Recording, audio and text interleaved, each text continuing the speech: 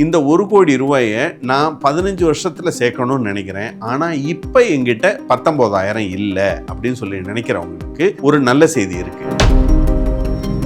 11,000 ரூபாய் எஸ்ஐபி ஆரம்பிச்சாலே 15 வருஷத்துல 1 கோடி ரூபாய் சேர்த்துடலாம். இது நான் ஒரு 20 வருஷத்துல 1 கோடி ரூபாய் சேர்க்கணும் அப்படின்னு 5,000 ரூபாய் எஸ்ஐபி இருந்தாலே போதும்.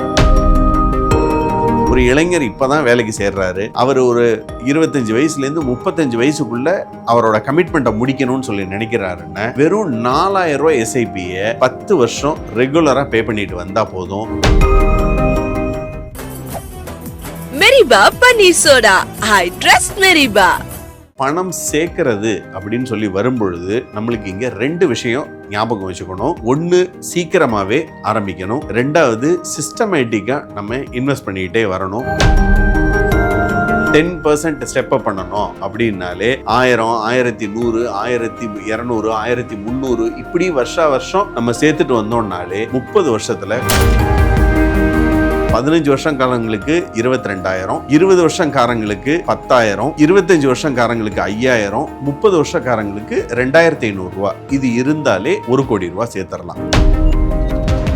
என்னோட சொந்த தொழிலை நான் ஒரு 10 வருஷம் கழிச்சு நான் ஆரம்பிக்கணும், 15 வருஷம் கழிச்சு நான் ஆரம்பிக்கணும் அப்படின்னு சொல்லி ஒரு லாங் டேர்ம் கோல் வச்சு நம்ம போறோம் அப்படின்னு சொல்லி சொன்னாலோ இந்த 1 crore அப்படிங்கிறது இன்னைக்கு 1 லட்சத்துக்கு வேல்யூவே இல்லாம போச்சோ அதே மாதிரி இன்னொரு 10 வருஷம் 15 வருஷம் கழிச்சு 1 கோடி ரூபாய்க்கும் கண்டிப்பாக வேல்யூ இல்லாம தான் போகும். ரெஃப்ளெக்ட் நேயர்களுக்கு வணக்கம். முன்னாடி 1 லட்சம் ரூபாய் சேர்க்கறது மிகப்பெரிய கஷ்டமா இருந்தது. அதுதான் ஒரு லைஃப் டைம் அச்சீவ்மெண்ட்டாக நிறைய பேர் நினச்சிட்டு இருந்தாங்க. அப்புறம் அந்த 1 லட்சம் 10 லட்சம் தான் பெரிய அமௌண்ட்டு அப்படின்னு சொல்லியாச்சு. நம்ம பழைய படங்கள்லாம் நம்ம பார்த்துருப்போம். அவர் பெரிய லட்சாதிபதி, அவர்கிட்ட ஒரு 3-4 லட்சம் இருக்குது அப்படின்னுலாம் சொல்லி நம்ம பழைய படங்களில் பார்த்துருப்போம். அதுக்கப்புறம் பார்த்தீங்க அப்படின்னா கோடி தான் எல்லாரோட டார்கெட்டாகவும் இருக்குது. இன்றைக்கி பெரிய நகரங்கள், சின்ன நகரங்கள் எல்லாருமே எதில் பேசுகிறாங்க அப்படின்னு பார்த்தா 1 கோடி ரூபா சேர்க்கறத பற்றி தான் எல்லாரும் பேசிகிட்டு இருக்காங்க. நாம் இன்றைக்கி இந்த 1 கோடி ரூபாயை எப்படி சேர்க்கலாம், அந்த 1 கோடி ரூபாய் இருந்தால் என்னென்ன பலன்கள் கிடைக்கும் அப்படிங்கிறத பற்றி தான் நம்ம பார்க்க போகிறோம். 1 கோடி ரூபாய் என் கையில் இருந்தது அப்படின்னு என்னுடைய ரிட்டையர்மெண்ட் கார்பஸாக நிறைய பேர் சொல்கிறது இந்த 1 கோடி ரூபாய் இருந்தால் நல்லாயிருக்கும் அப்படின்னு சொல்லி ஃபீல் பண்ணுறாங்க. ஸோ இந்த 1 கோடி ரூபாய் இருந்தது அப்படின்னா ஆவரேஜாக ஒரு விட்ராயல் இல்லைன்னா ஒரு இன்ட்ரெஸ்ட் எனக்கு வருதுன்னு பார்த்தா ஒரு 7% இன்ட்ரெஸ்ட் வந்தால் கூட 7 லட்சம் ரூபாய் எனக்கு கிடைக்கும். இந்த 1 கோடி ரூபாயிலேருந்து 7 லட்சம் ரூபாங்கிறது இன்றைக்கி தேதியில் மாதம் ஒரு 60,000 ரூபா எக்ஸ்பென்சஸ் ஆச்சு. ஸோ இன்னையிலேருந்து ஒரு 15 வருஷம் 20 வருஷத்தில் 1 கோடி ரூபாய் எனக்கு வருதுன்னா இன்றைக்கி எனக்கு 30,000 ரூபா ஆகக்கூடிய எக்ஸ்பென்ஸு அன்றைக்கி 60,000 ரூபாய் இருக்கும். ஸோ அந்த 1 crore இருந்தது அப்படின்னா இன்ஃப்ளேஷன் அட்ஜஸ்டடில் நான் ஓரளவுக்கு லைஃப்பை சமாளிச்சிடலாம் அப்படின்னு நம்ம பார்க்குறோம். ஸோ இப்போ இந்த 1 கோடி ரூபாயை நம்ம சேர்க்கணும் அப்படின்னு ஒரு டேபிள் மாதிரி நம்ம போட்டுக்குவோம். ஒரு 15 வருஷத்தில் ஒருத்தர் 1 கோடி ரூபாய் சேர்க்கணும், எனக்கு வருமானம் இருக்குது அப்படின்னு சொல்லி நினச்சாருன்னா அவருக்கும், இல்லை நான் இப்போ தான் கேரியரே ஸ்டார்ட் பண்ணுறேன், எனக்கு இன்னும் 1 கோடி ரூபாய் சேர்க்கறதுக்கு எனக்கு ஒரு 30 வருஷம் இருக்குது, அப்போ நான் எவ்வளவு சேர்க்கணும் அப்படிங்கிறவங்களும், இல்லை எனக்கு இன்கம் கம்மியாக இருக்குது, நான் இந்த 1 கோடி ரூபாயை எத்தனை வருஷத்தில் சேர்க்கலாம் அப்படிங்கிறதையும் நம்ம பார்ப்போம். ஸோ ஃபஸ்ட்டு ஒரு 15 வருஷத்தில் நான் 1 கோடி ரூபாய் சேர்க்கணும் அப்படின்னு சொல்லி சொன்னால் எனக்கு மாதம் ஒரு 19,000 ரூபா எஸ்ஐபி ரெகுலராக நான் போட்டுட்டு வந்தேன் அப்படின்னா 15வது வருஷத்தில் 1 கோடி ரூபா நம்ம ஈஸியாக அட்டைன் பண்ணிடலாம். இது ஒரு 20 வருஷத்தில் நான் 1 கோடி ரூபா சேர்க்கணும் அப்படின்னு சொல்லி சொன்னால் நான் ஒரு 10,000 ரூபா எஸ்ஐபியை ரெகுலராக போட்டுட்டு வந்தேன்னா 20வது வருஷத்தில் 1 கோடி ரூபா வந்துடும். ஒரு 25 வருஷத்தில் நான் பிளான் பண்ணுறேன் அப்படின்னா 5,000 ரூபாயும் நான் 30 வருஷத்தில் நான் 1 கோடி ரூபா சேர்த்தா போதும் சார், நான் இப்போ தான் கேரியரே ஸ்டார்ட் பண்ணுறேன் அப்படின்னு சொல்லி சொன்னால் அவங்களுக்கு ஒரு 2,500 ரூபா எஸ்ஐபியும் போட்டுட்டு வந்தாங்க அப்படின்னு நம்ம 1 கோடி ரூபா சேர்த்துடலாம். ஸோ 15 வருஷங்காரங்களுக்கு 22,000, 20 வருஷங்காரங்களுக்கு 10,000, 25 வருஷங்காரங்களுக்கு 5,000, 30 வருஷக்காரங்களுக்கு 2,500 ரூபா. இது இருந்தாலே நம்ம 1 கோடி ரூபா சேர்த்துடலாம். சரி, இந்த 1 கோடி ரூபாயை நான் 15 வருஷத்தில் சேர்க்கணும்னு நினைக்கிறேன், ஆனால் இப்போ எங்கிட்ட 19,000 இல்லை அப்படின்னு சொல்லி நினைக்கிறவங்களுக்கு ஒரு நல்ல செய்தி இருக்குது. என்ன அப்படின்னா, நீங்கள் ஒரு 11,000 ரூபாய் எஸ்ஐபியை 10% ஸ்டெப் அப்பில் போட்டுட்டு வரணும். அப்படின்னா என்ன, இன்னைக்கு 11,000 ரூபா நம்ம போட்டுட்டு வரோம், அடுத்த வருஷத்தில் 11,000க்கு 10%, இன்னொரு 1,100 ரூபா, விச் இஸ் 12,200 ரூபா நம்ம சேர்க்கணும். அப்புறம் 13,300, இந்த மாதிரி ஒவ்வொரு வருஷம் கூட கூட நான் ஒரு 10% சேர்த்துட்டு வரேன். அப்படிங்கிற பட்சத்தில் நான் வந்து 11,000 ரூபா எஸ்ஐபி ஆரம்பித்தாலே 15 வருஷத்தில் நம்ம 1 கோடி ரூபா சேர்த்துடலாம்.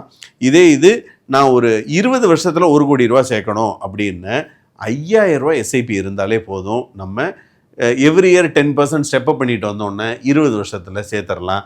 இது 25 வருஷத்தில் நம்ம சேர்க்கணும் அப்படின்னு வெறும் 2,500 ரூபா இருந்தால் போதும்.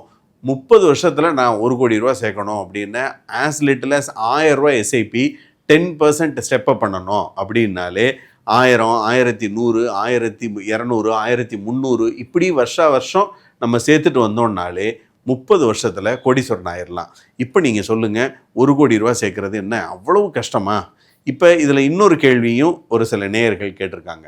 என்ன அப்படின்னு, சார் எனக்கு சம்பாத்தியம் இப்போ கொஞ்சம் அதிகமாக இருக்குது, ஒரு 10 வருஷம் 15 வருஷம் கழித்து எனக்கு பொறுப்புகள் அதிகமாக வந்துடும். அந்த சமயத்தில் நான் அந்த பொறுப்புகளை நோக்கி போகணும். என் பொண்ணோட கல்யாணம், இல்லை பசங்களோட கல்வி, இந்த மாதிரி வீடு கட்டுறது, இந்த மாதிரி பெரிய பொறுப்புகள் நான் வரும் பொழுது இந்த எஸ்ஐபியை என்னால் தொடர்ந்து கட்ட முடியாது. ஸோ எனக்கு ஒரு லிமிட்டடான பீரியடுக்கு நீங்கள் எஸ்ஐபி சொல்லுங்கள்.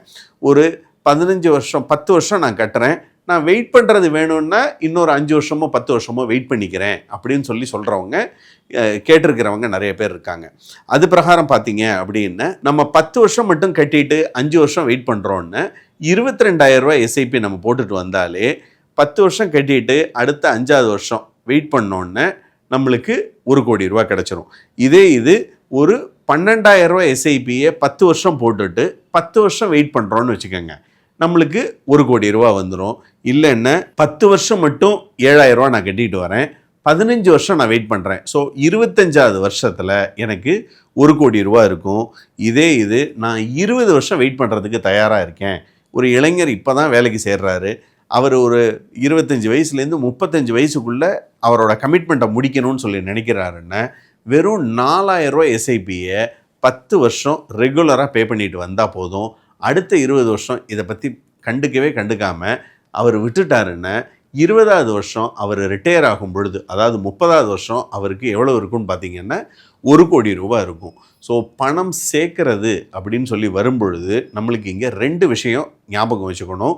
எல்லாரும் திரும்ப சொல்கிறது தான். 1, சீக்கிரமாகவே ஆரம்பிக்கணும். 2வது, சிஸ்டமேட்டிக்காக நம்ம இன்வெஸ்ட் பண்ணிக்கிட்டே வரணும்.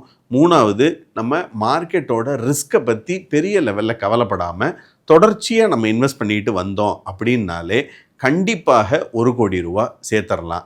அனைவருக்கும் இலக்கு இந்த 1 கோடி அப்படிங்கிறது எளிதாக நம்ம எட்டிடலாம் அப்படிங்கிறத பார்க்குறோம். ஸோ இந்த 1 கோடி ரூபா நம்ம ரிட்டையர்மெண்ட்டுக்கு மட்டும்தான் யூஸ் பண்ணணும் அப்படிங்கிறது அவசியம் இல்லை. நம்ம குழந்தைங்களோட கல்விக்கும் நம்ம யூஸ் பண்ணிக்கலாம். இன்றைக்கி உள்ள தேதியில் உயர்கல்வி நான் தான் லோக்கலில் உள்ள காலேஜில், பக்கத்தில் இருக்கிற ஒரு காலேஜில் நான் படிச்சுட்டேன். என் குழந்தைங்கள வந்து வெளிநாட்டுக்கு நான் அனுப்பி நான் படிக்க வைக்கணும்னு நான் நினைக்கிறேன். அதுக்கு ஒரு 15 வருஷம் 20 வருஷம் ஆகும் அப்படின்னு சொல்லிட்டு நம்ம நினச்சோன்னே தாராளமாக அதுக்கு இந்த 1 crore நீங்கள் சிஸ்டமேட்டிக்காக சேமிச்சுட்டு வந்தீங்க அப்படின்னா 1 crore நம்ம எடுத்துடலாம். இல்லை என் பொண்ணோட கல்யாணம் இன்றைக்கி 25 லட்சம் ரூபா ஆகுது, ஒரு 10 வருஷம் 20 வருஷம் கழித்து இந்த கல்யாணம் நடக்குது அப்படிங்கிற பட்சத்தில் அன்றைக்குள்ள காஸ்ட்டுக்கு 1 crore வந்துடும். அப்போ அதை நான் எப்படி சமாளிக்க போகிறேன் அப்படின்னு சொல்லி நினச்சிட்டு இருக்கக்கூடிய பேரண்ட்ஸுக்கு இந்த கால்குலேஷன் வந்து ஒரு வரப்பிரசாதமாக அமையும் அப்படிங்கிறதுல ஐயம் வேண்டாம்.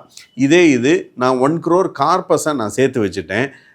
இதே மாதிரி எனக்கு அம்மா அப்பா இருக்காங்க, அவங்களுக்கு ஒரு ரிட்டையர்மெண்ட் கார்பஸ் சேர்க்கணும் அப்படின்னு சொன்னாலோ, இல்லைன்னா 1 கோடி ரூபா நான் சேமித்து நான் ஒரு ட்ரீம் ஹவுஸ் ஒன்று கட்டணும், இல்லைன்னா என்னோடய சொந்த தொழிலை நான் ஒரு 10 வருஷம் கழித்து நான் ஆரம்பிக்கணும், 15 வருஷம் கழித்து நான் ஆரம்பிக்கணும் அப்படின்னு சொல்லி ஒரு லாங் டேர்ம் கோல் வச்சு நம்ம போகிறோம் அப்படின்னு சொன்னாலோ, இந்த 1 crore அப்படிங்கிறது பேஸ் ஸ்டெப்பிங் ஸ்டோனாக இருக்கும். எப்படி இன்றைக்கி 1 லட்சத்துக்கு வேல்யூவே இல்லாமல் போச்சோ, அதே மாதிரி இன்னொரு 10 வருஷம் 15 வருஷம் கழித்து 1 கோடி ரூபாய்க்கும் கண்டிப்பாக வேல்யூ இல்லாமல் தான் போகும். அன்றைக்கி தேதியில் நான் முன்னாடியே சேர்த்துருந்தா நல்லா இருந்திருக்குமே அப்படின்னு சொல்லி ஒரு 15 வருஷம் கழித்து நம்ம வருத்தப்படுறதுக்கு பதிலாக இன்றைக்கே நம்ம சேமிப்புகளை தொடங்குவோம். நம்ம சாப்பிடக்கூடிய மாம்பழம், இந்த சீசனுக்கு வரக்கூடிய மாம்பழம் நேற்று நட்டு இன்னைக்கு வர்றது கிடையாது. இது இந்த மாம்பழம் நடப்பட்டது ஒரு 15 வருஷத்துக்கு முன்னாடி நடப்பட்டு அது தொடர்ந்து எப்படி பழம் கொடுத்துக்கிட்டு இருக்கோ அதே மாதிரி இன்றைக்கி நம்ம 15 வருஷம் 20 வருஷம் ஹாரிசான் வச்சு நம்ம ஒரு இன்வெஸ்ட்மெண்ட் பண்ணணும் அப்படின்னு சொன்னால் 20 வருஷம் கழித்து அது காலத்துக்கும் நம்ம காலத்துக்கும் அந்த 1 கோடியிலேருந்து மாதம் ஒரு 70,000 ரூபா ரிட்டையர்மெண்ட் கார்பஸ் நம்ம எடுத்துகிட்டு இருக்கலாம். நமக்கு அப்புறமா நம்ம மனைவி, அதுக்கப்புறமா அவங்க பிள்ளைகள் அப்படின்னு சொல்லி அந்த கார்பஸ் வந்து ஒரு எஸ்டேட் பிளானிங்காகவே இந்த 1 crore பிளான் பண்ணலாம். இது குறித்து மேலும் உங்களுக்கு சந்தேகங்கள் இருந்தது அப்படின்னு சொன்னால் எங்களுக்கு கமெண்ட்டில் டெக்ஸ்ட் பண்ணுங்கள். உங்களோட சந்தேகங்களை விளக்குறதுக்கு நாங்கள் தயாராக இருக்கோம். மீண்டும் இன்னொரு நல்ல டாப்பிக்கில் உங்களை வந்து சந்திக்கிறேன். வாழ்க பணமுடன். மெரிபா பன்னீர் சோடா. I trust மெரிபா.